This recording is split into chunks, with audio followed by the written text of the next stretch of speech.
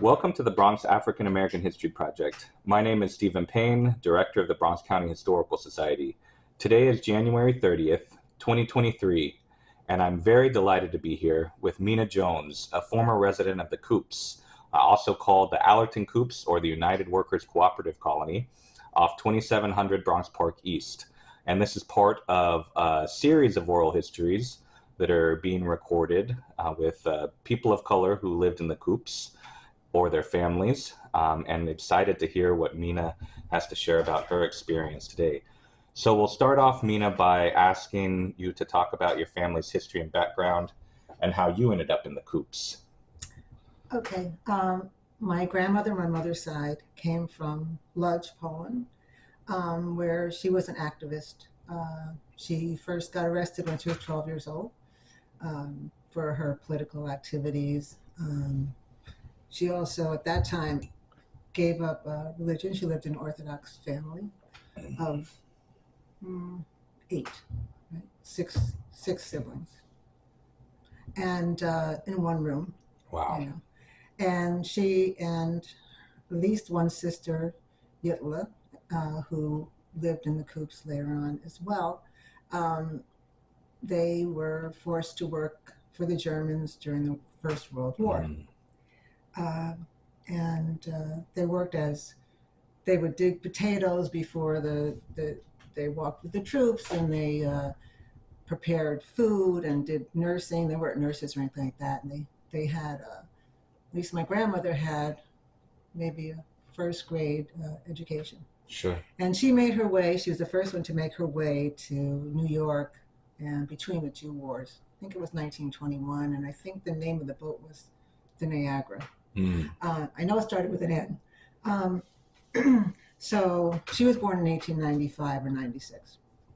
So she came to Lower East Side, and the family wanted her to, be involved with Jewish life and husband and all that, but she wasn't for that. She moved to the cooperatives that were around 110th Street. Okay. Yeah. Sure. So then from there, she was very active. She was worked in the sweatshops as a seamstress. Yeah. And her specialty was, it's a special kind of sewing, like trim and gathering and stuff like that. Yeah. But she organized. She was busy organizing. She was a member of the Communist Party, very active. She also lived in Chicago working and organizing. And I don't know the timeline for the Chicago part, Sure. but she did invest in the Coops when that was an idea. She didn't move there originally. Okay. She, though she was one of the original investors, she moved to California with my mother. They were living in Brooklyn. They moved around because my grandmother was a single mother. Sure. She really did not have patience for men who weren't dedicated to the movement. Yeah. So I know she had a really strong relationship with a man who was more interested in culture, and she's like, no, it's the struggle. And so she was out in California, and my mother was still in high school. Yeah. And she met my father, and they got married. My mother had me when she was 19. My father was also very active politically, as you have to be in my family, no question, And my mother died a year and a half ago, and I was talking to my family. We don't have big funerals or anything like that. Yeah. So it was just 10 of us in a room, and I realized how, now this is 1950, I guess, when she met my father. Yeah. That it was brave for her in 1950 to marry a Black Mexican man. I never thought of it, Sure. Before. I never vocalized it until December 2021 when we got, the end of September 2021, when she had passed, and we got together and I was talking about my mother to my family. So they broke up there, and my mother and my grandmother came to the Bronx for a cousin's wedding. My cousin Marv Engel, who was my grandmother's sister and brother-in-law's son. Okay. I don't know if you know the Engel family, but that's, I don't know if you've been exposed to that part of the family. No, I don't think so. They lived there. And so she met my stepfather and moved to the Bronx, moved to Coops. Sure. We lived in the first court. Okay. And in the Q building, a one-bedroom kitchenette. Oh, okay. So my mother slept in the living room, and I had the bedroom. At some point, my grandmother also moved there. She moved into K building in the first court. Okay. And K building, there was an apartment. I don't know if that whole line, but it was a central kitchen, and people had rooms. Oh, yeah. So my grandmother was very used to living that way. Sure. She always lived that way. So I would go see her. I was very close to my grandmother my entire life until, just forever. So I would go see her. I'd go over. I was on the 4th floor, not the 5th floor. Yeah. I would go across the roof. You can go over the roof. Sure. Yeah. And then you can go over the steps, and then you could smell the smell of the roof, that tar smell. Tar, right. And some people's laundry hanging up there was really cool. And I thought at the time, you could see the top of the Botanic Garden Conservatory. Yeah. I thought it was Washington, D.C. I thought it was the capital. Sure. I know. I was like, yeah. I was a kid. Where in California did your grandma and mom live when they lived in California? L.A. In L.A. Okay. Yeah. And I don't know where my grandma lived. I do remember being at her house in a little bungalow. Yeah. Behind someone else's house. And I do remember, so I moved here when I was 3.5, but I do remember she told me, she chastised me for behavior. I can't imagine why. She said, if you keep doing that, then you're just going to have to go home. So I picked up my shoes and I left. I walked out, and that's the kind of person I am. So that's funny. So they were living in LA. Oh, okay. Yeah. I see. And do you know about how old your grandma was when she moved to the Bronx? Was she still working? Yeah, she was working. She worked. Yeah, she was still working. So she must have moved at least by the time I was 5. Okay. You have to do the math. So by the time I was 5, it was like 1957 or something. Oh, okay. And so from 1896 to 1957. Wow. Okay. Yeah. How old was she? I don't know.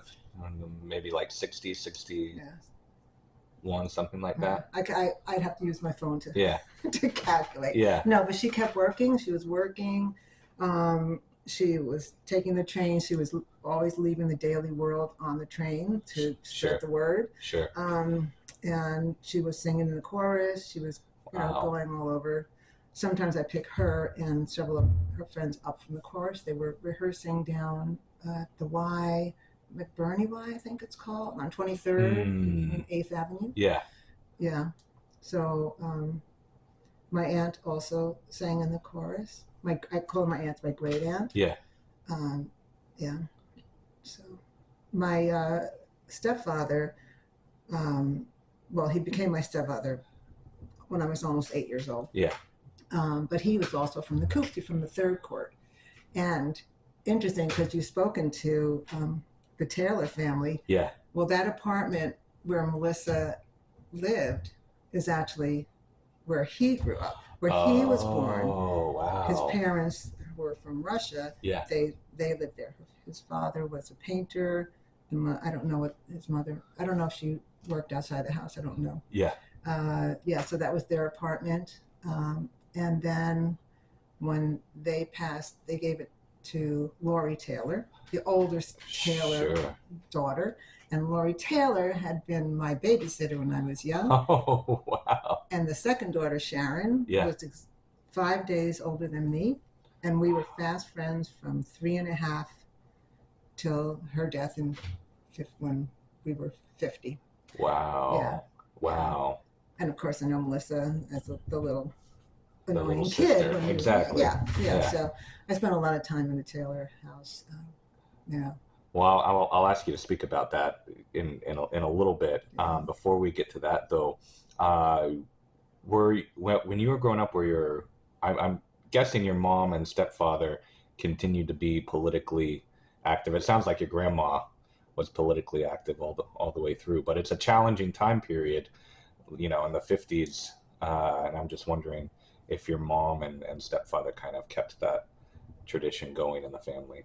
Yeah, I actually was going to look for, there's some, I don't know where I have that photo of them in the Times. They were in a demonstration down in Washington, and they were saying, oh, these old people went to this demonstration in Washington.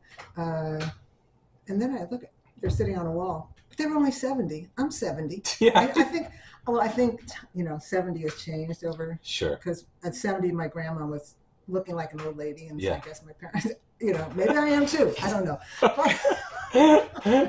Yeah, no, they remained active, but 3 kids, one of whom was challenging. Yeah. Yours truly. Yeah. And then they moved out to Long Island. They were active in, actually, let me go back. When they moved about 20 blocks away from the Coops eventually. Okay. Because it was a 1-bedroom. Then they moved. Sure. We moved a couple of blocks away, and then we moved to a house up Allerton Avenue. Yeah. And my mother used to, was the Urban League. Oh yeah, the Urban League. Yeah. The Urban League with Vernon Jordan, and they would have white prospective tenants go and go apply for an apartment. Sure. And then be accepted. Of course, the black family with the same things would not be selected, and then they would go to court. So my mom was involved with that. Before that, there was a demonstration in front of the Woolworths there on Allerton Avenue. Oh yeah. So I would sure. go to that with her. I mean, it's just sort of like things you don't talk about. It just happens. There's no. Just a part of daily life. Yeah, just daily life. Yeah. And what else I know is that she was active when they moved out to Long Island. Yeah.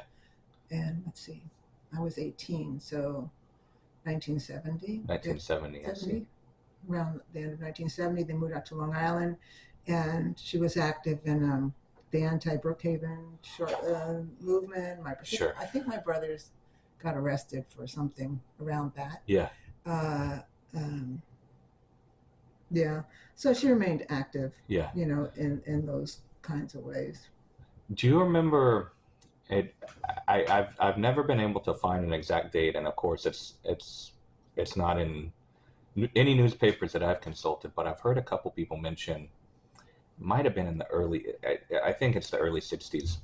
There was a firebombing of a real estate office on Allerton and I guess maybe Allerton and White Plains. But it was a real estate office, that was engaged in blockbusting and some of the, local white supremacists bombed it. Oh, okay.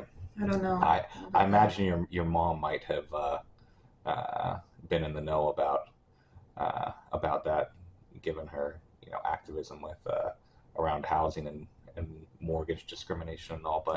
But yeah, it's one of these stories that people have brought up.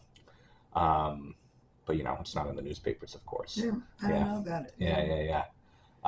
You mentioned this thing about the political atmosphere, and I remember I was told when I answer the phone, I don't say who I am. Yeah. They have to say who they are, and also I don't know exactly. I know when we moved a couple of blocks away, 2 men came with in suits.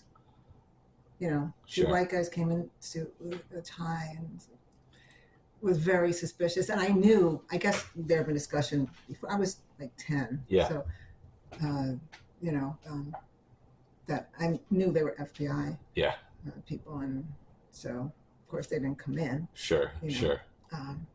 And she would talk about friends being followed.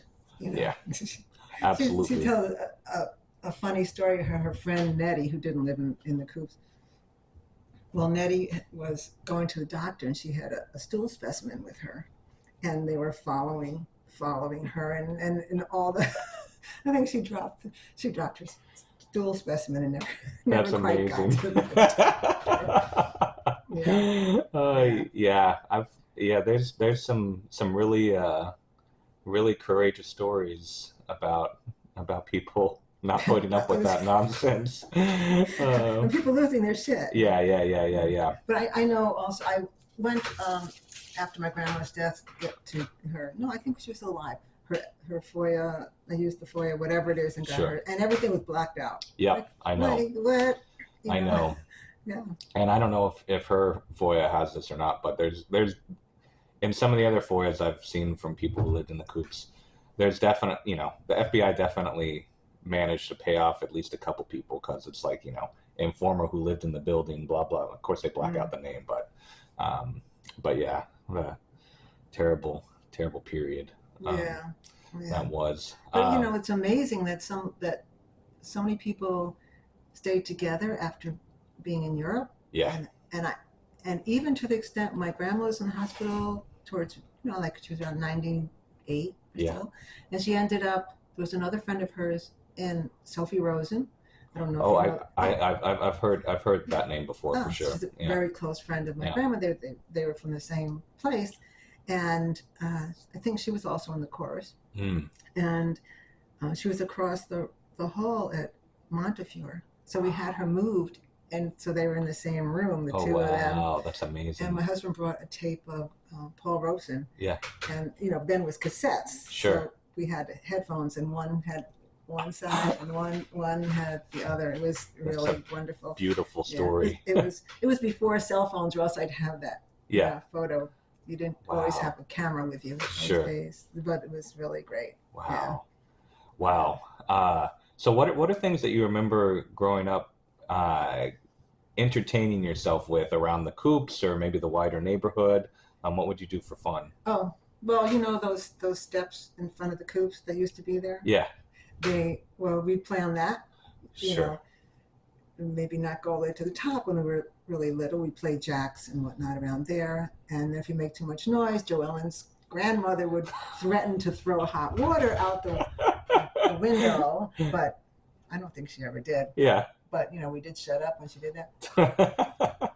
And also, I'd play with Corolla Burrows. I don't know if you spoke with Corolla. I haven't, but I definitely have heard a lot about the Burrows family. So I played with Corolla Burrows, with Sharon Taylor, and Karen and Claudia Brown. Oh, okay. Karen and Claudia Brown's mother, I think, was a dancer, and the father was a printer and very active in the union. Okay. Paul Brown. They're both deceased.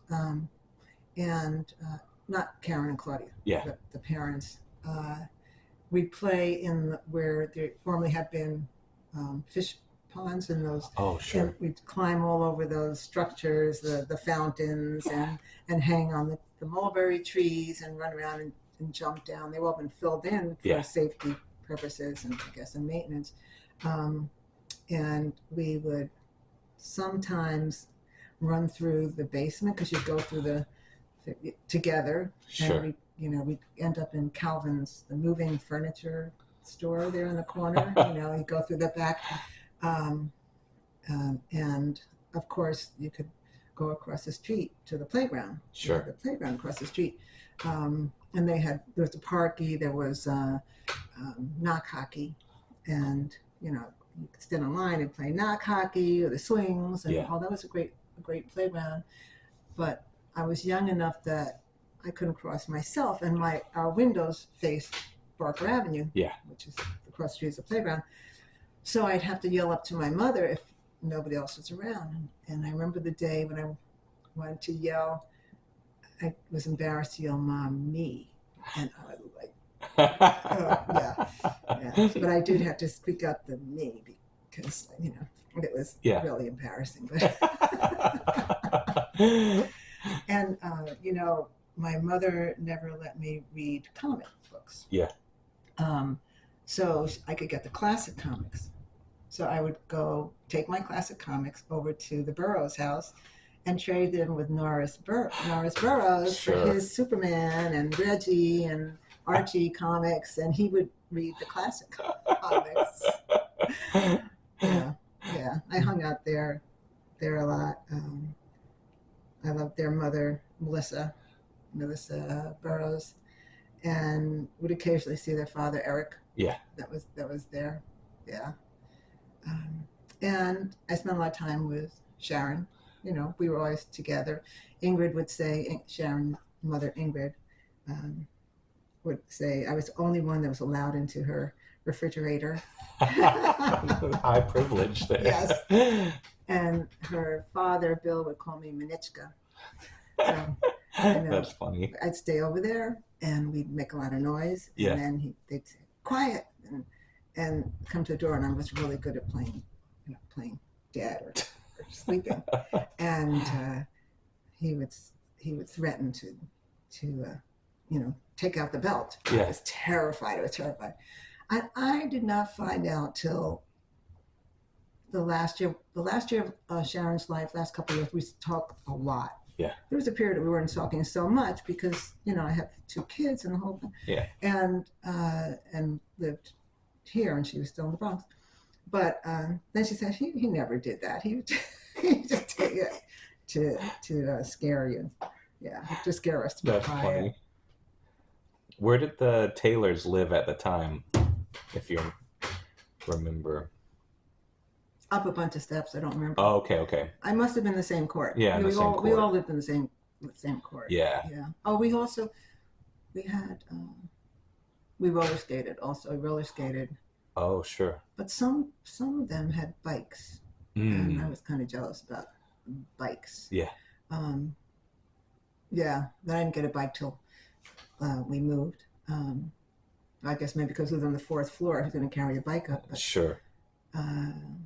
We did go sledding in the park across the street, and I remember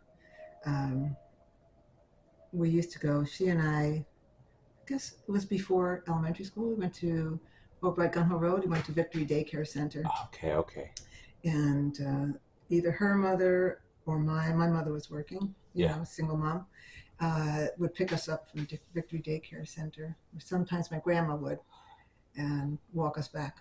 And I remember I liked more athletic than Sharon. Sure. And I would go on the monkey bars and then hang upside down. She said, "Oh, come hang upside down." So she finally hung upside down and fell on her head. Oh, no. It was, and she had a bump on her head for the rest of her life. Wow, and you left your mark. So I, so in those last conversations we were having, and I was recounting that, and I'm smiling. She said, "That was not fun." She did not appreciate it. I was often getting her in trouble. I cut her hair. I had her cross the Allerton Avenue with me when we weren't supposed to. But my mother said that we can have any candy we want from the corner candy store there. Sure. As long as we could read the ingredients. Okay. Well, I couldn't read those ingredients. Yeah. But Sharon could read the New York Times since she was 3 years old. Wow. So she would read those ingredients and we could have crap. Yeah. Oh, I bet your mom regretted saying that. What are some other stores that you remember that you or your family would go to around the neighborhood? Well, I'll just talk about that one first. Sure. You can get pretzel sticks and whatnot. But someone had given me some 1896 coins, and I took them and I went to spend them. And he didn't say, "No, you better take them home to your mother because you shouldn't be spending those." Anyway, that's it. But that was a favorite place to go. But there was the appetizer store between on the right-hand side of the street, which I guess is southern side of the street, between White Plains and Kruger's, and I thought. Yeah, that's right. Yeah, that was a lot of fun. We got Pachis and the Sapersteins was the bakery, and we get my mother only believed in a very small number of sweets. I don't even have a sweet tooth now, but maybe it's because of that. Yeah. So you get this really dense Russian cheesecake. And the best thing about Sapersteins, and they had really good rugelach, but you'd make a record. They'd make a record for your birthday. Oh, and wow. yeah, and I it had broken at some time. I'm pretty good at keeping some little things, mementos. So it was the guys there singing and recording on this little record, Happy Birthday, Mina. It was a lot of fun. Yeah. And what else? There was an upholstery store. My friend Pearl, I think her last name was Lou. She was Asian, one of the, I think, only Asian people there. Her father had that store. I think that was the upholstery store. And Zimmerman's. Yeah. But I didn't go there because that's too tough. I was, as a kid. Sure. It was too tough over there. And then there was the kosher, not the it's like a where you can get pastrami and all that, but it was a restaurant-y kind of thing. Okay. I think, yeah. On the north side of the street between Olinville and White Plains.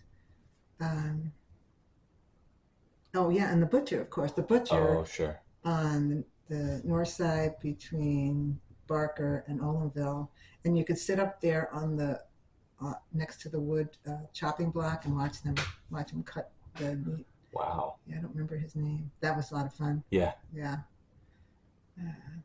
Simple things are a lot of fun then. That's and right. Of course, the trucks that came by with the rides. Sure. The whip ride in there. Yeah. Yeah. And since you mentioned the butcher, what are things that you remember eating in your household or in your grandma's household while you were growing up?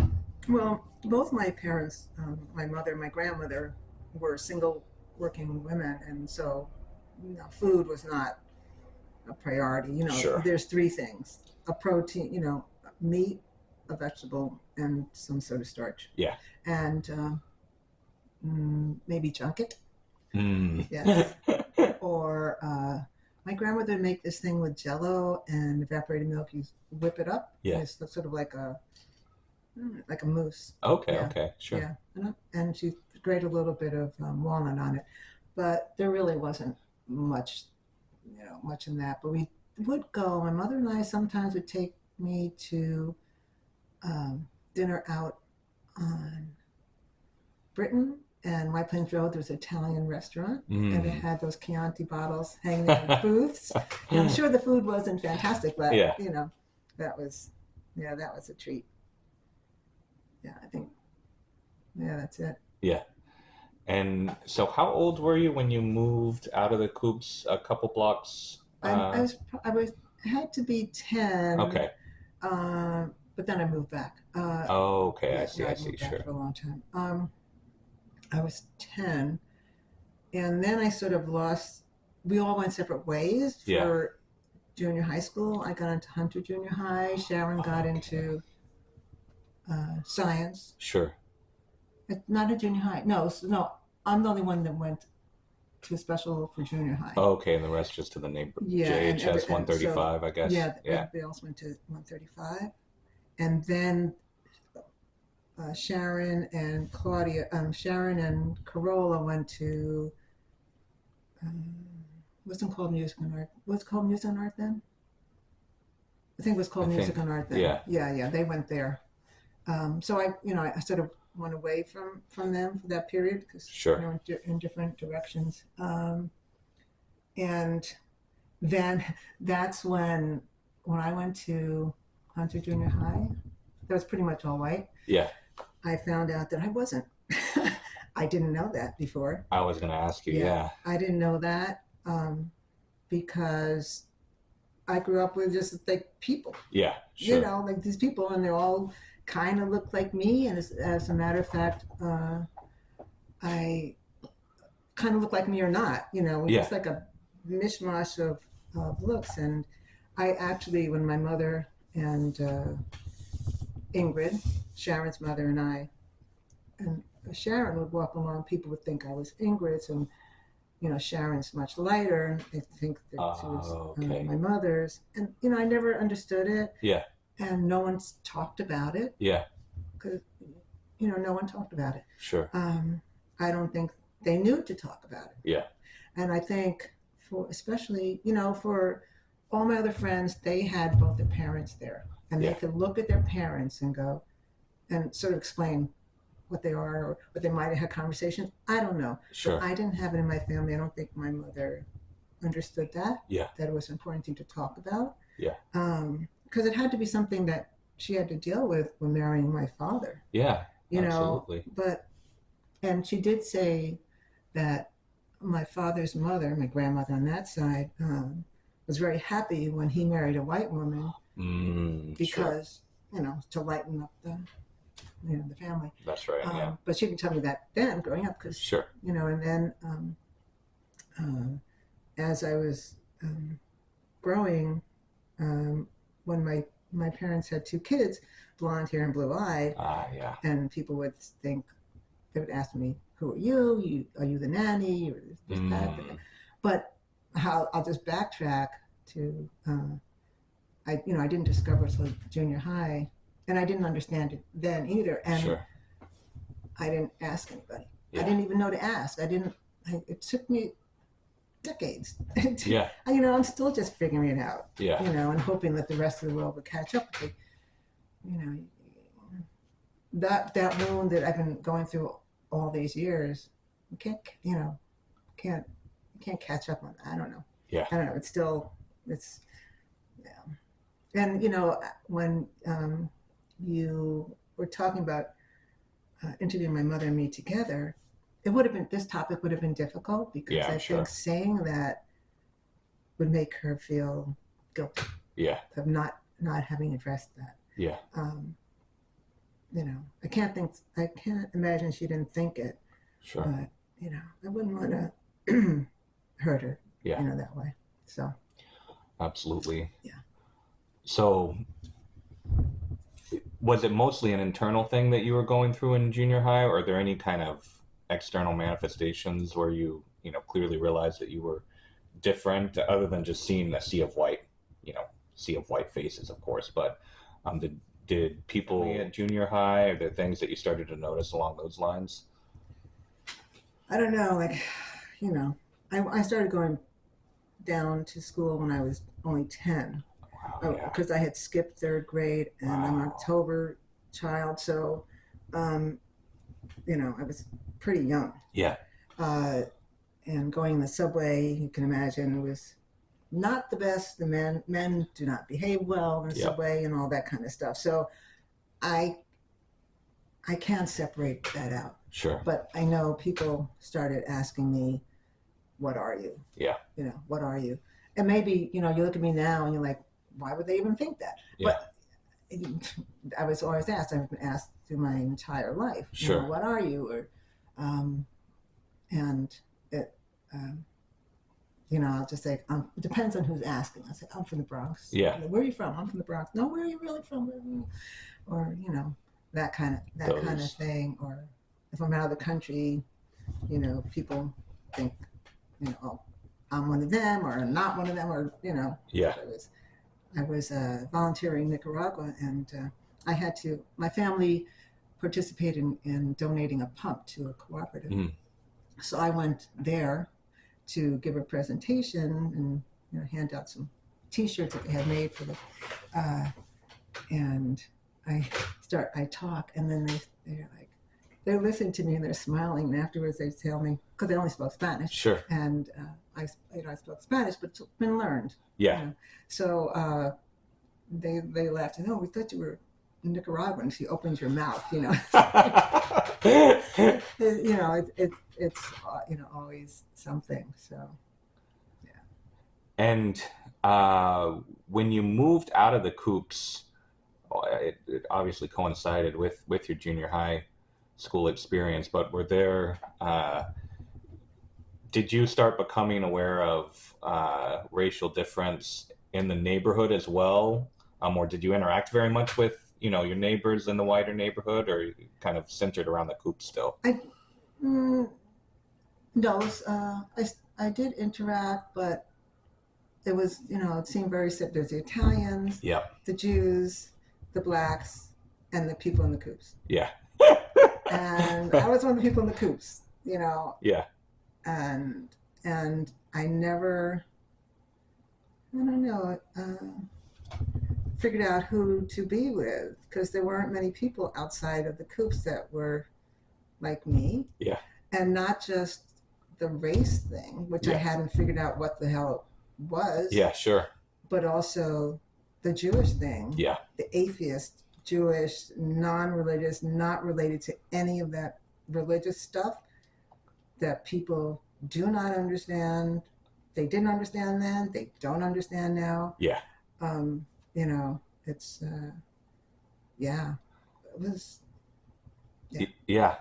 I was poking around and trying to find my way, how to be an adult. Who are my people? I don't know if I was looking for who are my people, but I don't know. I was very just out there trying to figure it out, and just, I don't know. And then, let's see, I came to Brooklyn a little bit. So I went to after high school. I went to high school. Yeah, I left Hunter Junior High because I felt so alienated from those people. There was one black girl that I hung out with her. She lived in Staten Island or something. Oh, wow. Okay, something, her name was Terry. Yeah. And then I was like, I just can't deal with it. So super competitive, and I just, wow. I'm not super competitive, unless you play a game with me. And if you didn't get a 99, like I was got 97s, and you made you feel like an idiot. So I went back to Christopher Columbus High School. Sure. And hung out with the basketball team. Okay, sure. And there was still no one like me. None of my friends went there. They went to specialized schools. Specialized schools, so, yeah. I was out of that specialized school thing. Yeah. So there was some rocky times. Yeah. But I graduated when I was 16. We were living up Yates Avenue, up Allerton. Sure. About 20 blocks. I think 19. I used to count them when I go back to see my friends. And then I moved back to the Coops when I was 18. Wow. Okay. Yeah. And since your parents moved out to Long Island, did you move in with your grandma, or did you move in on your own? No, I moved to my own apartment. I worked for Ma Bell. Okay. A telephone company. Sure. Yeah. Sure. One of my favorite jobs, because you had the wires, and you could talk to everybody all over the world. That was a lot of fun. Wow. Yeah. So then I went back to the Coops. We'll circle back to a few things from your childhood, adolescence in a second, but I don't want to dig too deep. Yeah. We won't. But which court did you move into when you moved back into the Coops? The third court. The third court. Okay. I lived in I don't know the number, but it faced the park. Okay, faced the park. Yeah, it was also a 1-bedroom kitchenette. Okay. And my grandmother lived in the second court. Okay, I see. She lived on this one flight up as I had, and also the same sort of. But it's interesting. The apartments are all different. Yeah. Sure. So she lived there. That was really great to live close to her. And I'm guessing by that point you want to take the roof route to go see her, right? Yeah. I don't think I ever went on the roof again. That's right. So just a couple more things from your childhood. Just a couple more topics. One is music. Was music very much a part of your household growing up, or maybe your own kind of experience? Even if your mom and grandma weren't too much into it. No, my grandma was. Your grandma was. She was. Of course. She yeah. was in the Jewish People's Philharmonic Chorus, and I would go to her concerts. But no, music wasn't a big thing in my family. Though my stepfather, I'm going to go back to Shoal. Just remember me. Sure. Yes. Remind me, in the library, and remind me about that. Sure, but, we'll do. My stepfather, I didn't know that, but when he was young, he was in Firstman's Mandolin Orchestra. Oh, wow. I don't know if Okay. that was part of the Coops. Maybe you. I don't know, but it was. I don't know if it was part of the Coops either, but Yeah. So he was in the mandolin orchestra. wow. Yeah. But no, there was no music really in the house. I played music, neighborhood music school. You have to do these Sure. things. Guitar, and PS96 had a music program. Sure. So everyone, you're the Glee Club, you're in the orchestra, that kind of thing. Yeah. Yeah. So the other activities is I did go to shul. It was or it was language, not religion. Yeah. Shul in the Coops. I went for a year, but I didn't really like it. Yeah. But I do remember there were events in the auditorium. There was often food at the auditorium. I don't remember what was going on. I was pretty young then. And there was the library. Was the library still active when you were growing up? When I was little, yeah. I don't remember when it became sort of defunct, but I know my grandmother was involved in saving the books and getting them to the Yiddish book center that was developed. And there's a write-up, there's actually a plaque for her in there. There was in the Yiddish, what's it called? Yiddish Book Center, yeah. Yeah. In Western Mass, I forget which town it is. Yeah, I went there. Yeah. My mother and I went there. And one of the people who was involved in working on that was my grandmother wrote up something, but it wasn't a very complimentary way. And I was like, we were just a little bit, put out. But the point is the books did get there. Wow. And I actually have a few Yiddish books here. Can't read them, but I don't know what to do with them. I should get them to. And then, and I have a book by an author that lived in the Coops. Can't think of his name. Sam something. Yeah.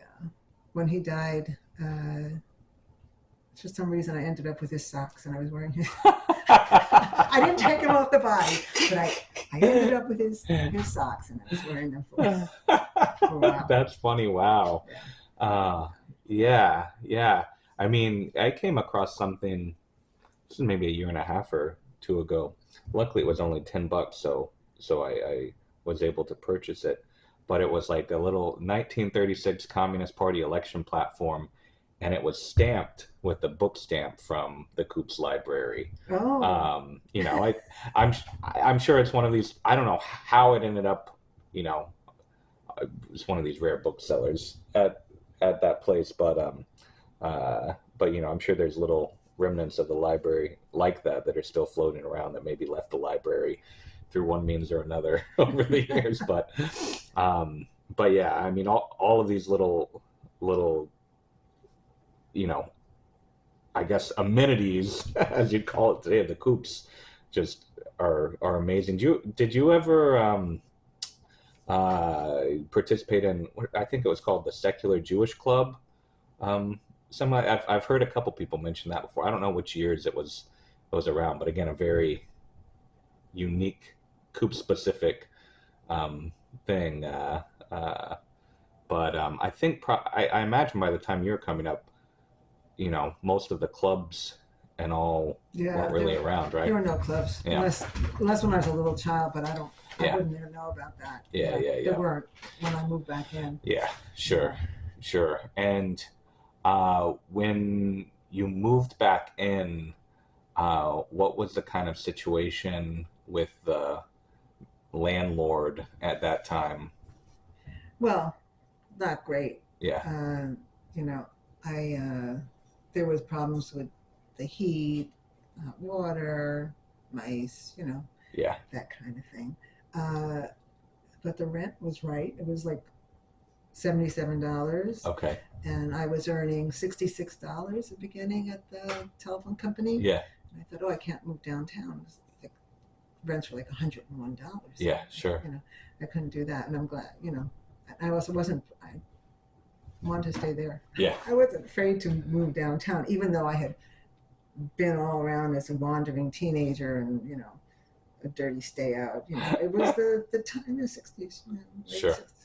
60s. Yeah.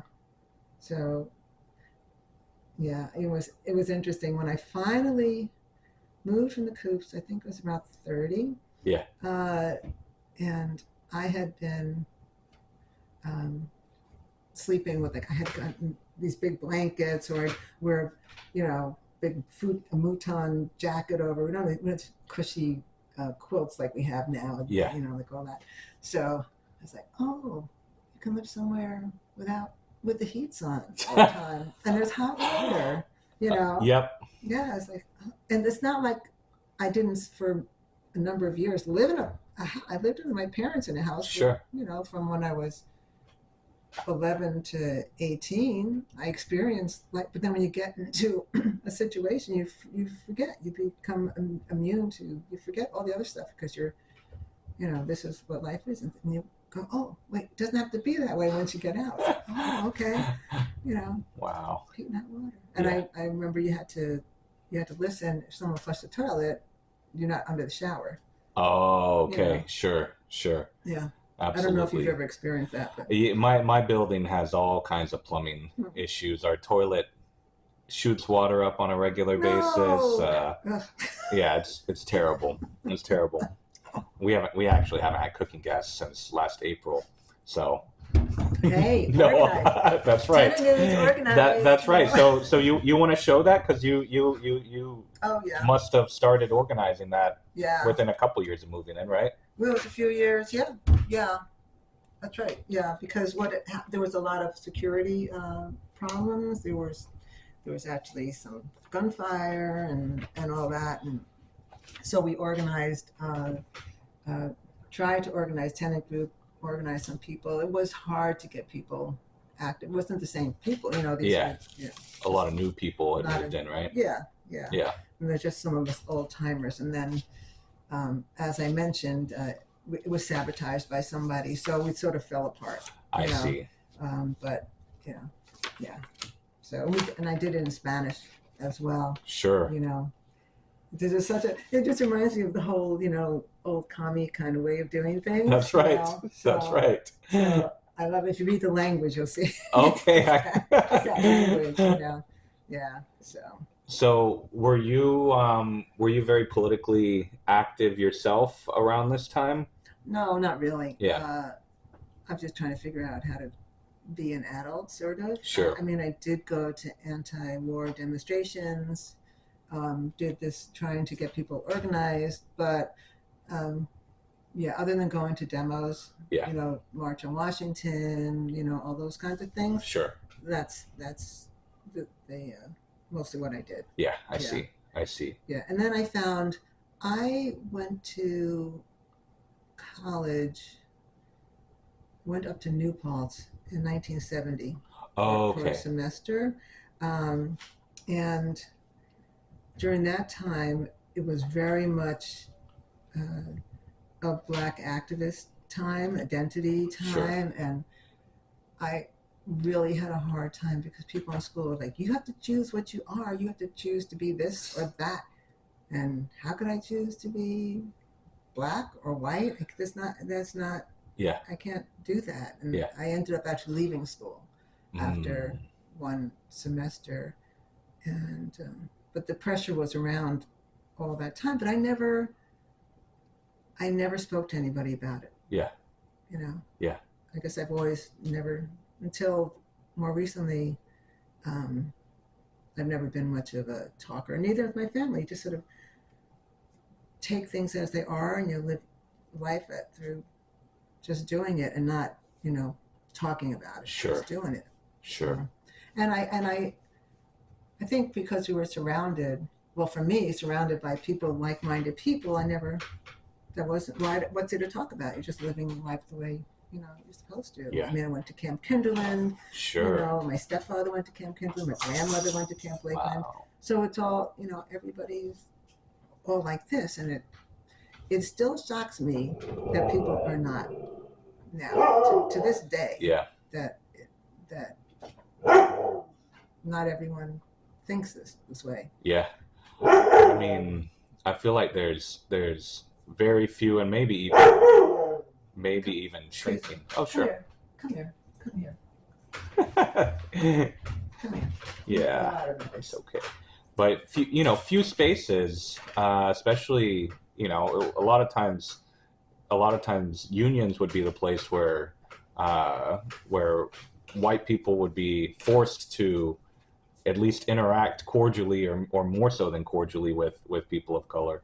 But I feel like there's fewer and fewer spaces like that, especially since unions have been on the decline. Hopefully that's not a long-term trend, right now, but hopefully that'll turn around. But the Coops is definitely unique insofar as it, at least to a certain extent, fostered just so much personal social intimacy among people. And you look at the surrounding neighborhood, and the Bronx Italians certainly weren't very open to people of color moving to the neighborhoods and things like that.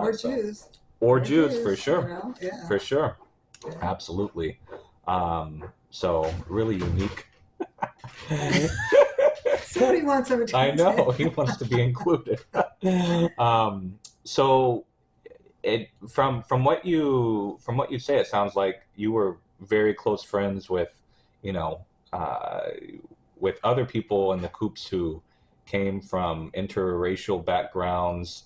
Do you remember other people that you maybe weren't as close with, but maybe like other people in the wider Coops community that made an impression on you while you were growing up, or that you either respected or feared or whatever it might be?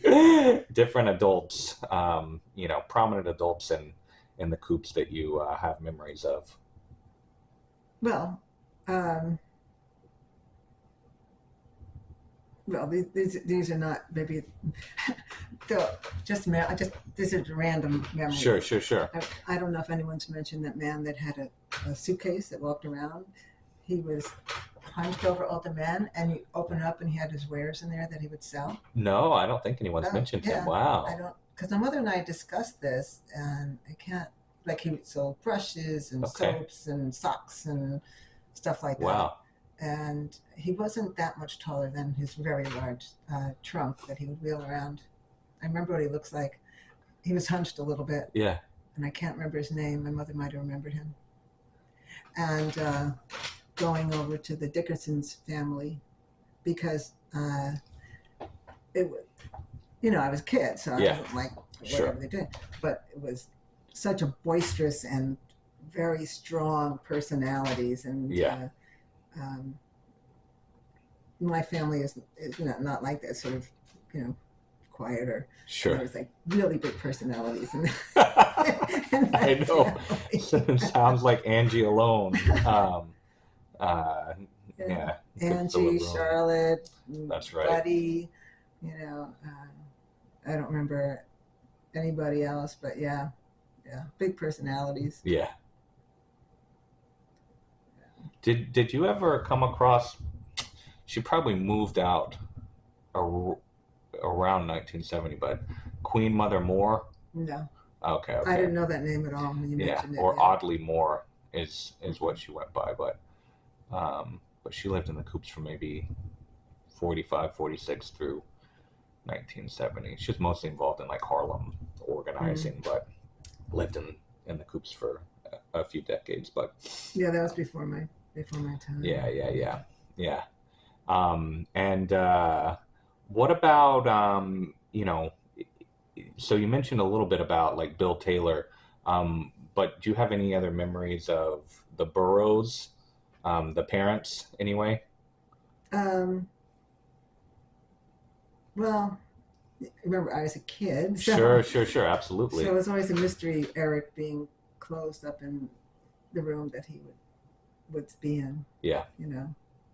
But he'd come out, he'd be sweet, and say hi and, whatever, not hang out too much. Sure.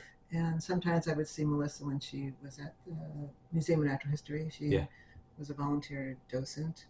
And I used to see her more frequently. I don't know why. Maybe just running into her in the street. Sure. Yeah. But I can't, I mean, I was young, so I can't be more specific. Yeah, sure, sure. That makes sense. Yeah. That makes sense.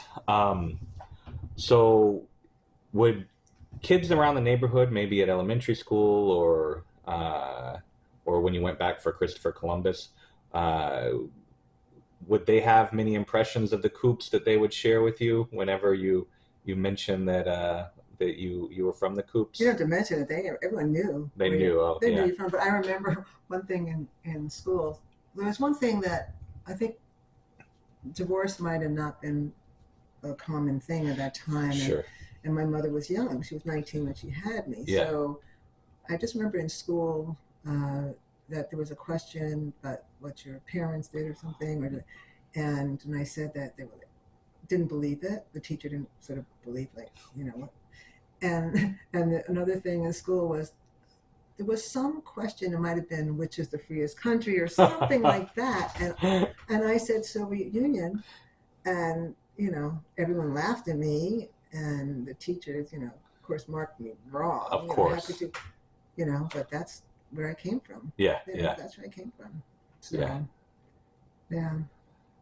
Yeah. So, I mean, all of that with everything going on with trying to make sense of racial identity, I'm sure was a very alienating. Oh, yeah. Alienating experience throughout. Yeah. All your childhood. Yeah, and actually, plus the religious aspect of things. The Jewish progressive religious, and people just can't understand that. They still can't understand it. And it's very alienating. Yeah. And people, when they hear from the Coops with the red diaper baby, they that's so great.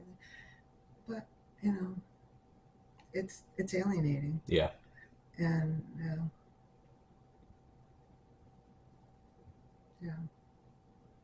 so I thought, I got married to a white man when I was 37. We wanted to have kids. Yeah. And that didn't work out. And so we adopted. Yeah. And anybody except special needs, because I didn't feel I was able to handle that. Sure. And I was very happy. My first son biracial. Yeah. And my second Mexican. Yeah. And I felt, I'm prepared to handle this because I know what is to be multiracial. That's right. And also the feelings of abandonment or loss by being a child of a divorce. Yeah. Even though I did have a great stepfather, but it's not just like that. Sure. But I learned that just because I've had that experience doesn't mean it's their experience. Yeah. All I could do is share mine, and I don't have the answers, Sure. But they don't seem to deal with it the way I, as take it the way I do. I think they're better at it. Yeah. I think the world has changed also. Yeah. Yeah, but I've noticed I mentioned to you that how we didn't talk about politics or anything because that was life. That's it. And so I never spoke about it. I've been active, not super active, but sure. I write postcards, I send money, I go to demonstrations, and my kids have seen this, but they're more influenced by the whole rest of the world. So they don't really understand that because I haven't verbalized it. All they could do is sort of see what I'm doing. Sure. But there's all this other stuff that's influencing them. So this understanding of being Jewish and not religious and have nothing to do with that, and that's sort of antithetical to the kind of Jew that I am, and it's not, I don't even know what you call it. I do identify as a Jew, but it's a whole different thing, and so I don't think they don't understand that either, which is kind of a little bit off-putting that I didn't explain it to them in any way. I never talked about it because they grew up with, the Orlick family. Oh, sure. Yeah. Lori was one of my best friends as well. Until she passed at age 57. And we consider them cousins. It's sort of a three-family thing. I don't know if you've spoken with the Lugavois as well. Oh, I haven't, but I've seen their name all over the place. Because the grandfather was this gardener in the Coops, and the father grew up in the Coops, Julia Lugavois, and their son. So the three families that are all together. I've lost track. Now they've gone off of that, I've lost track of what I was saying. But Sure. So do either of your children have much of a frame of reference for your Coops experience? Is that something you've shared much with them before? Well, they've seen it. I mean, they're around. Like my folks would always have a May Day party, and all those people would be there. But it seemed kind of foreign. But then also they've seen me in the kitchen there helping, and someone will say to me, they'll treat me like one of the help. Oh, I see. Yeah, sure. So there's kind of that. Yeah. It's not everybody, not 99% of the people. Sure. It's just like some random things. So can always be some sort of disconnect. Yeah. Yeah. But, So going back to when you moved back into the Coops when you were 18, and so you lived in the Coops, I guess, for 12 years after that. Is that right? Yeah. What was the Coops like during that period? Was it changing at all? I mean, obviously it already changed quite a bit from when you were a child until when you moved in. But yeah, why don't you talk a little bit about living in the Coops during that period and what it was like, and if it was undergoing any changes that you noticed at the time? Well, I think Co-op City had happened. Sure. So a lot of the old people had moved to Co-op City, so it really gutted the basic Coops people. You know, Joe Ellen still lived there, but I don't know. My grandma lived there. Sure. But one of the very few people that still lived there, and then my grandma eventually moved across the street to the projects. Oh, Parkside, right? Yeah, because the conditions were, the physical conditions were not good. Yeah. And drugs started coming into the neighborhood. It was that time. Sure, absolutely. So, yeah, it wasn't.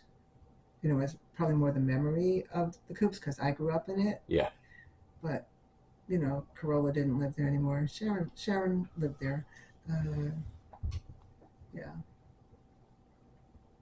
Then Brenda lived there. But some new interesting people. Sure. Lived there that I became friends with. Sure. Did you know Janice Walcott very well? Do you know Janice Walcott? No, I don't know that name at all. So she still lives there, but I know she was involved in tenant organizing, but it might have been more in the 80s. I think she moved in the 70s, but she might not have got involved in the tenant organizing until the 80s. But yeah, I think I moved it around 82 or something like that. Yeah. I think around 83. Yeah, 80. I think around 83 or 84 actually. Yeah. Because I went to school and then I ended up living in Spain for a few years. Oh, okay. Yeah. I see.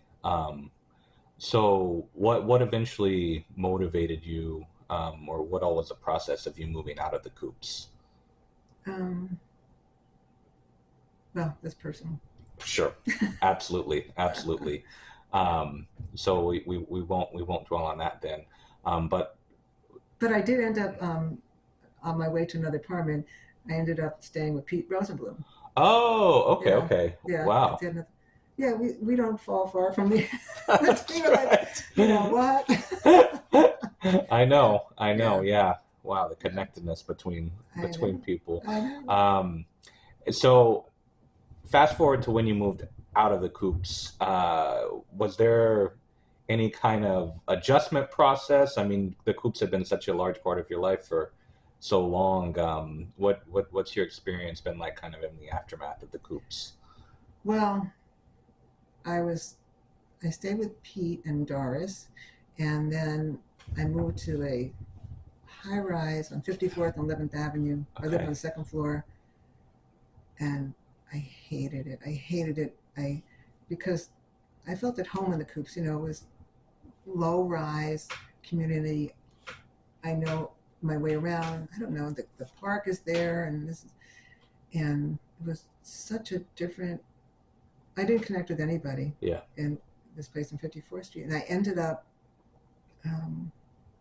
moving when my mother had bought this non-working boat in the boat basin. I said, "Oh, do you want to live in the boat?" I said, "Okay." Yeah. So I moved there. Wow. And that community was more of a community like I felt the Coops. It was smaller scale, you know, people, you know, here's the next boat's right next to you. You know, you're practically living in the open, and with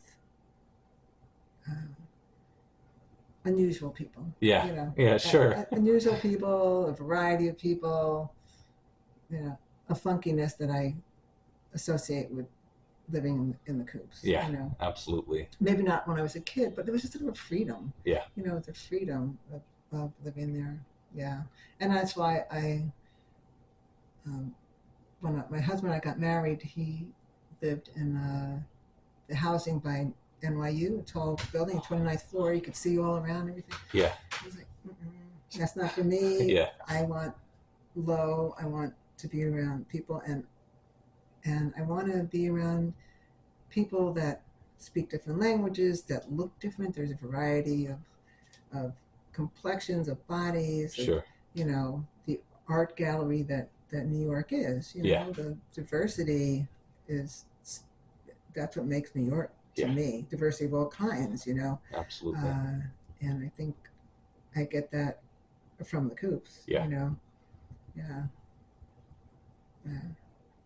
So looking back on your time in the Coops, what are some of the kind of most important aspects of your experience in the Coops, and what are things that you cherish about your time in the Coops, and what are aspects of your experience in the Coops that you wish had been different?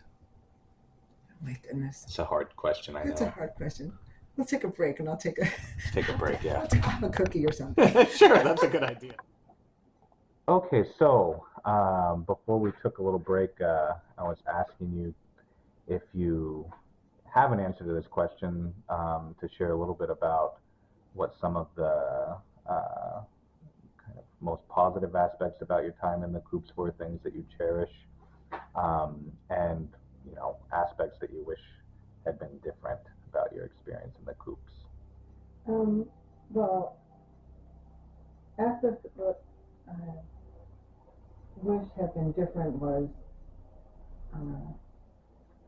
more preparation for being outside of the Coops. Yeah. To how to deal with other kids in the school and teachers and everywhere. Sure. I didn't feel prepared at all. Yeah. And I didn't feel, for some reason, like I did not ask, you know. Sure. Not blaming my parents if I didn't ask, but, you know, I just didn't ask. Didn't understand. I felt like I just didn't really understand at all. Yeah. But I do appreciate growing up in the Coops in that community. We're all like-minded politically. There's no question about what's right and wrong. Of course, there are shades, you know, the whole Soviet Union thing. I mean, there's a lot of those kinds of things, but sure. Basically, these are people who have on the right side of ethics and fair treatment of people, and and just progressive thoughts, which is really important and ingrained in me. It's not like I have to fight to make this up on my own. That's just friends, all my friends there. And it's very important to me, even though it's been a source of pain, but it's also important to me to be multiracial. Yeah. I appreciate the beauty of my friends and family, even just visually. Yeah. The variety, just really these beautiful colors and tones and different configurations of combinations. And physically, the Coops is a wonderful place to grow up. Across the street from the Bronx Park, and you have the playground across the street, and freedom in the courtyard, running around in the courtyard, and having people watch out for you. Yeah. Like even Joan's grandmother, who would threaten to throw water on you, but she was watching out for you. Sure. Yeah. So. Absolutely. And during the break, you mentioned that you attended the 50th anniversary for the Coops. This might also be a challenging question, but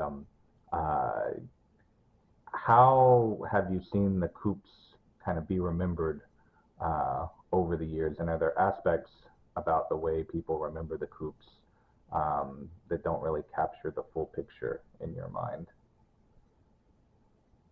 I don't know, when I watched At Home in Utopia, I had sort of a negative reaction to it because I felt that she was saying, oh, this was a failure. Yeah. Because it was a financial failure, but it was hardly a failure. Yeah. The people, it's not the finances of the building. Yeah. The building. That's right. And even when it ceased to be a cooperative, at least for probably 15, maybe even 20 years, the tenants had a large amount of control over the building still. And that started to wane probably with Co-op City and, people just aging out and things like that, of course. But yeah, I mean, you read about regular rent strikes in the late 40s and 50s still happening in the Coops. So even if it ceased to be a cooperative, ultimately, who cares? Yeah. It's a community, Yeah. I mean, if there weren't rent strikes and if there wasn't this trouble against the landlord, still, this is a group of people that are active, politically out there, interested, and, in raising great families that will continue these progressive ideas. And that's right. And they came from Europe, or the South, or where people came. And to unite and create this community. Yeah. Which endures, That's right. That's right. Yeah. And it may not be physically in the Coops now. Like, as I said, we're three families: the Luga boys, the Arabs, and us. Yeah. And this continues. It's a red. Is that an English word? R-E-D? No, it's Spanish. It's I can't think of like a network or I can't think of what the word means. Sure. Yeah. And yeah, I feel like the way it's, I guess maybe a little bit of a subtext, but maybe more than a subtext in At Home in Utopia. It's not only did the Coops fail, but many of the progressive ideals animating the Coops, the implication is that, they were naive, or, that everyone inevitably moved beyond them and things like that. But it's clear from your family, your grandma alone was committed to these ideals, even if she, because of age and other things, had to express them maybe in slightly different ways. And it clearly lives on with you too. The ideals, of course, they shift and change and all of that. But I feel like that's another thing that, it's kind of a neat narrative that At Home in Utopia wants to package up, all of this idealism, and then reality sets in. It's kind of... Well, that's interesting, because I feel like the only person that was critical of that. I actually showed that along with the one Neighborhood Voices that I showed to you over here where I live at the Girls Stone House. And when I was introducing it, I was saying, well, At Home in Utopia gives more negative view than the Neighborhood Voices, but people didn't think that, and I just, it was, yeah, it's not the finances, so. Yeah. It's interesting, because I mean, even, when I've shown it to people who don't really know anything about the Coops or the history, their initial impression is, immediate attraction to the Coops. So maybe only, if you were either on the inside or know enough about the Coops to know you can kind of see those negative stories going throughout. But yeah, I mean, it's such an immensely interesting community. I mean, and at least that comes through in At Home Utopia, if nothing else, to attract people to it. Well, so this is a larger question, not specifically about the Coops. It's more about the Bronx. When you were in the Coops, were there other parts of the Bronx that you would ever go to on a regular basis, or did you have everything you needed in the immediate neighborhood? As a teenager, I'd go to Fordham Road, Alexander's, or elementary graduation, went to Jan's Ice Cream. Yeah. Went to the movie house, which was next to Buster Brown on Grand Concourse. Oh, sure, yeah. I'd get my ugly Buster Brown shoes there.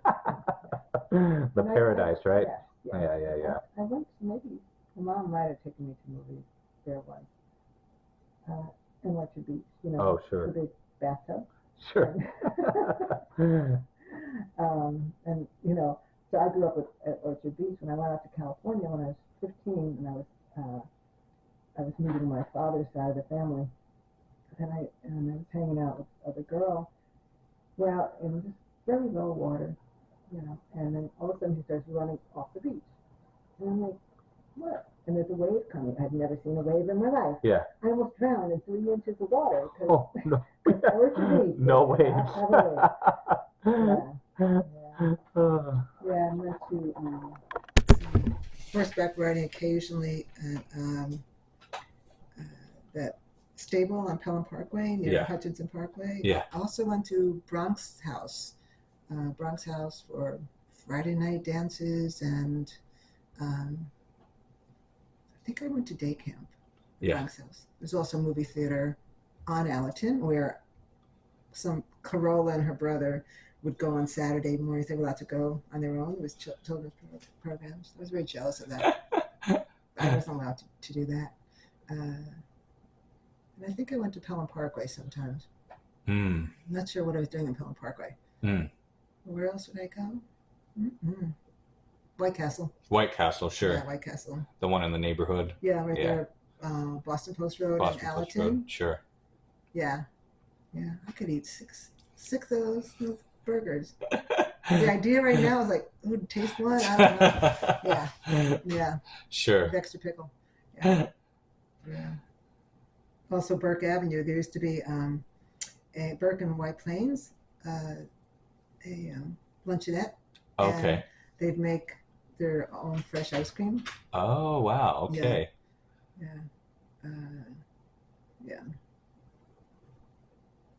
I think that's it. I didn't explore anywhere else. Sure. I don't know if I even ever went to Arthur Avenue, but I did go to the park. Sure. And into Botanical Gardens because there used to be a hole in the gate. So we'd go through that hole. Sure. Yeah. Oh, I think I also took singer sewing lessons on Fordham Road. And the park hole reminds me, because I didn't always go. I'd sometimes I wouldn't go to my sewing lesson. I'd go with a boy to the park in Bronx Park. Botanic Gardens. Yeah. Plenty of space there. Yes, sneak through that. I remember Bill Taylor, Ingrid would take Sharon and me ice skating. They're the Twin Lakes right there by the Botanic Gardens. Sure. But I didn't have skates that fit me, but I would watch them. Oh, wow. Watch them ice skate. Yeah.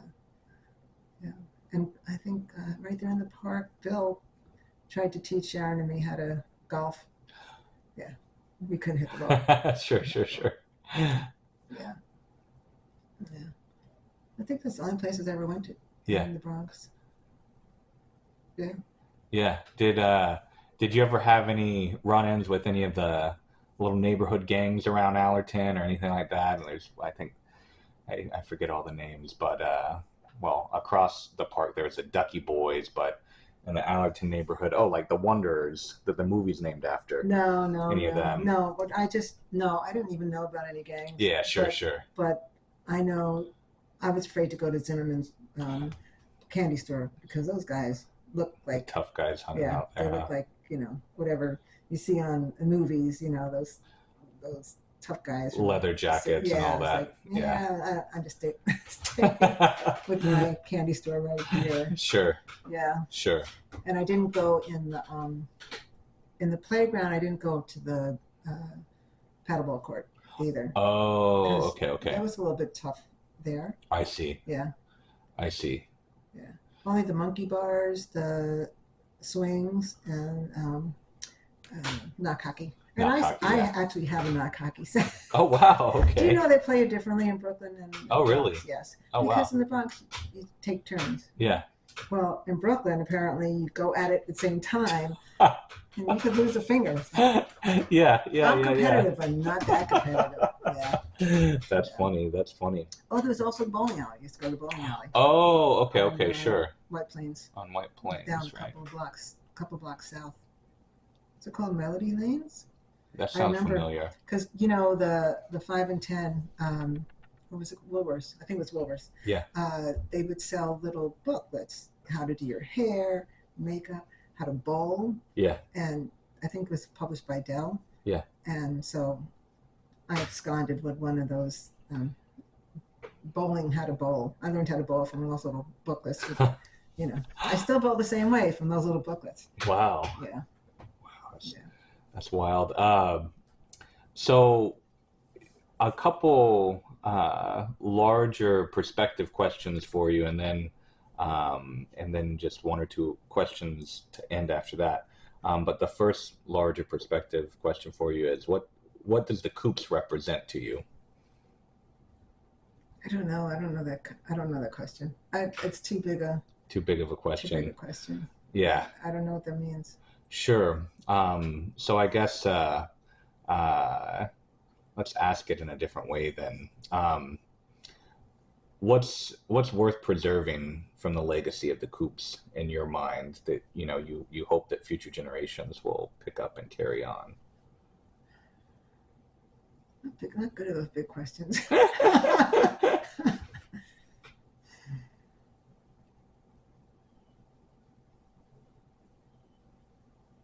I don't know how to answer that question. That's fine.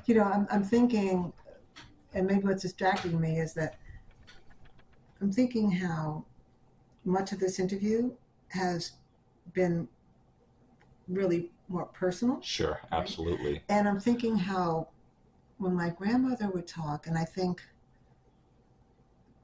my great aunt and the people in my family and her friends, sure, that group of people, they didn't talk about emotions that much. Yeah. They wanted to have a message. They want to say the right thing, a motivating thing to you. Sure.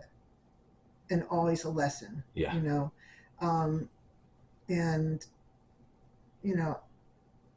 I would ask her sometimes about, try to talk about how it was to come on her own here. Yeah. And then she brought two siblings. She brought one through Toronto, and then she brought her brother, and the rest, one escaped, one stayed in Paris, and they were able to hide, and one went to Australia, then everybody else perished in the Holocaust. But she wouldn't talk about that. Yeah. And then I would ask her, as she lived till she was 99, how does it feel, as everyone is, dying around you, or you're the last person. I might have said it better than I hope. Yeah. I hope I said it better than that, but she would never talk about that because you always wanted the lesson, and I would like to see something in between. Sure. There's the lesson, but also the emotions to it. Yeah. Yeah. So that's sort of a side. It wasn't answering your question, but I did want to express that. No, and it even ties in exactly with what you were saying. How you're grateful for especially, the kind of wider political, ethical, social culture that the Coops instilled in you, but you do wish that there had been, any conversation at all around not just racial identity, but I'm sure plenty of other aspects of life that you wish were made more explicit. So I feel like your answer there ties in very much so with the experience that you already shared along those lines. Sometimes I've asked, when Trump was elected, or I asked Pete Rosenblum, Yeah. How he can stay positive, how he, and, like all of them, they got this inner strength and said things have been worse and we're going to get through it, and it's important to stay on, it's just, they're really a strong and dedicated group of people. Yeah. Which really helps one not just sink to the bottom with all the crap that's going on, that these Sure. people have been through all this and still, if my grandmother were here, she'd still be fighting that good fight. Yeah. Not going like, oh, Yeah. throwing up your hands. And, Yeah, absolutely. So this might be another hard question for you to answer, but if it is, then we'll just move right along. You're scaring me. What does the Bronx represent to you? Well, the Bronx, I don't know. It just feels like home. Yeah. It just totally feels like home. I haven't lived there for 35 years, 35, 40 years, something like that. Yeah. 30 years. Yeah, whatever. Give a few years. Sure. And I was up there at a dog run with my dog, and in a part of the Bronx that I never frequented at all, the West Bronx, Northwest Bronx. And I sat down there and I was like, I'm home. Yeah. I never thought, I don't know any of these people, but right away we were just like, this is home. Yeah. Bronx, Brooklyn is great. I mean, I have all the amenities, it's, and all that, but, Bronx is home. Yeah. Yeah, absolutely. And there's still very significant, holdovers of a more like international kind of working class culture that's still viable in the Bronx, that because of how expensive apartments are in other parts of New York are becoming increasingly less so. So I imagine that's probably part of the whole Bronx experience. I mean, you go and there's working people who are there from all over the place, and it's still somewhat affordable at the moment, but yeah, maybe it's the working class thing. Yeah. Could be. Yeah. Yeah, it just felt totally like home. Yeah, absolutely. So what are some things that you'd like to share with your children, for posterity, things that you might not have been able to share with them before, just the opportunity hasn't come up, but either advice that you want to give them or any oh my kind God, of I wish I was my lessons? grandmother. I just like, I'm not that person.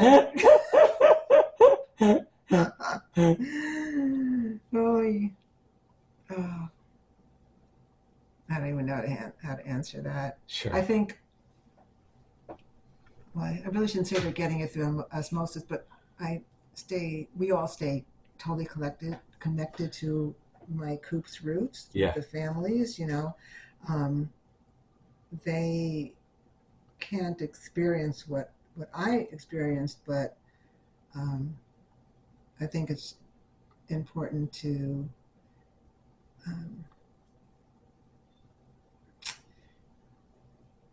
not fall into categories, Yeah. not separate into categories, concentrate on diversity, on honesty, curiosity, and pay attention to the politics. It's really, you can't just ignore it. You can't go like, oh, this is not affecting me. Yeah. Everything that happens politically affects you. Yeah. And it affects, even if you think it doesn't affect you, it affects your neighbors. That, you have to watch out for everybody. Yeah. And I want them to stay close to me. Of course. Physically close to me. They are emotionally close to me. But, Sure. you know, yeah. I actually wish they could have met my grandmother. Yeah.